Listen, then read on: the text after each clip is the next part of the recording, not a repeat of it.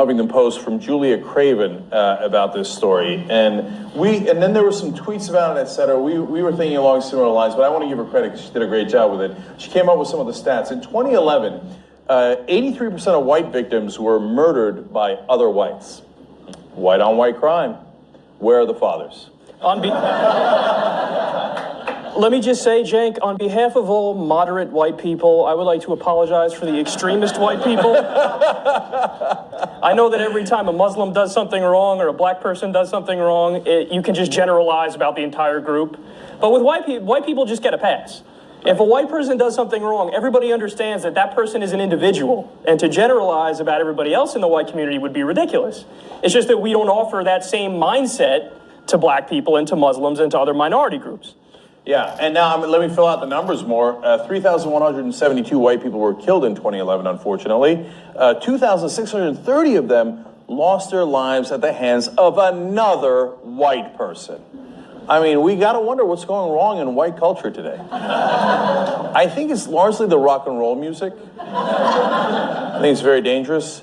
Comedian Carrie Codet also wrote about this. She writes, in 2013, whites led all other groups in aggravated assault, larceny, theft, arson, weapons carrying, and vandalism.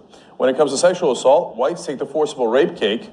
They're also more likely to kill children, the elderly family members, their significant others, and even themselves.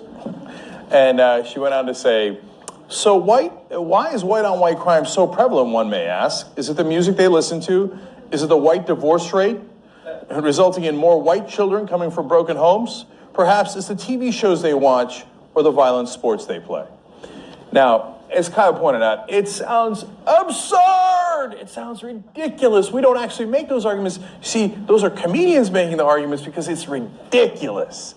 But if it's so ridiculous when it comes to whites, why isn't it equally ridiculous when Fox News gets to say it about blacks day in, day out? When, as Kyle pointed out, most of it is during peaceful protests. Think about how many people that narrative actually convinces. Like, a majority of the Fox News viewers who hear Bill O'Reilly make similar arguments where he quotes statistics about crime amongst blacks, they hear that and they go, oh yeah, that sounds totally reasonable. Bill O'Reilly's right. And the takeaway, the implication is, well, blacks are genetically inferior, and here are some numbers that show that. Well, like you just said, you don't hear on MSNBC, they don't quote these numbers and heavily imply that white people are genetically inferior. With one set, you're allowed to generalize. With the other set, you're not allowed to generalize.